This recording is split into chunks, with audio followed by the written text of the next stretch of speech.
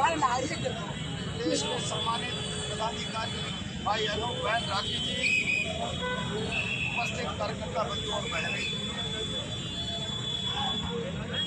पूरे देश में AICC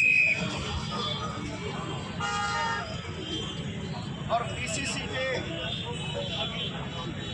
आह्वान पर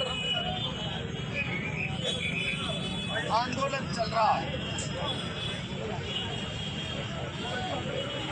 आपने त्यागी जी को सुना, राठी जी को सुना। मैं लंबा चौड़ा भाषण नहीं करूंगा। मैं केवल एक बात आप लोगों से कहना चाहता हूं, परिस्थितियां विकट, देश हालात को नहीं समझ पा रहा। आपने भारत के संविधान की प्रस्तावना की पहली लाइन अंग्रेजी में we the people of India और हिंदी में हम भारत के लोग,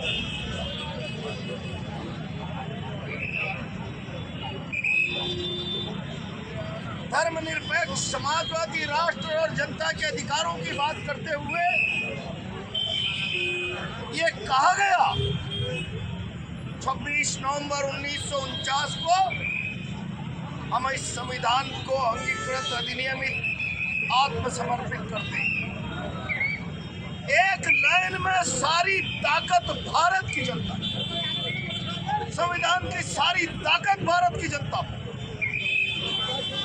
इससे बड़ा दुर्भाग्य इस मुल्क का हो नहीं सकता कि उस भारत की जनता की ताकत को कम करने और छीनने का काम किया। देश भूल भुलैया समझ नहीं पा रहा। ये चिंताजनक स्थितियां भारत के लिए बहुत गंभीर परिणाम लाने वाली है। मैं जब कह रहा हूं जनता की ताकत, तो जनता को अपनी ताकत और भरोसा दिखाने का अवसर वोट के रूप में मिलता है और सत्ता के बल पर उस भरोसे को तोड़ा जाने लगा, उस भरोसे को कब्जाया जाने लगा, उस भरोसे में बदलाव कर दिया जाए। मैं समझता हूं हम भारत के लोग ये संविधान की उस ताकत की हत्या है, उस पर कुठाराघात है और इसलिए हम सब लोगों को अपनी ताकत को समझना होगा, भारत की जनता की ताकत और वोट के अधिकार को समझना होगा।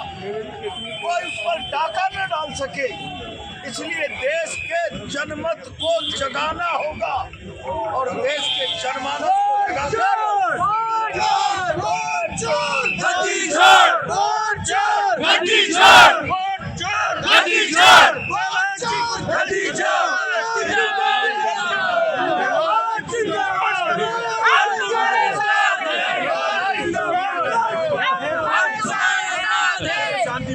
बात कह रहा हूँ, ये लड़ाई केवल प्रदर्शनों तक सीमित नहीं। जनता के अधिकार की ताकत को कमजोर करने वाली सरकार को जब तक उखाड़ कर नहीं फेंक देंगे तब तक सड़कों पर यह संघर्ष जारी रहेगा। गुंजन तुम संघर्ष करो, हम तुम्हारे साथ हैं। बस मैं तो इतना ही निवेदन करूंगा, जिसका संविधान पर भरोसा है, जिसकी निष्ठा भारत के संविधान के साथ है, वो प्रचंड संकल्प धारण करे राहुल जी और PCC के आह्वान पर। हमारा संघर्ष तब तक विराम नहीं होगा जब तक हम संविधान विरोधी इस व्यवस्था को ध्वस्त नहीं कर देते। इन्हीं शब्दों के साथ अपनी बात को विराम देता हूँ। धन्यवाद।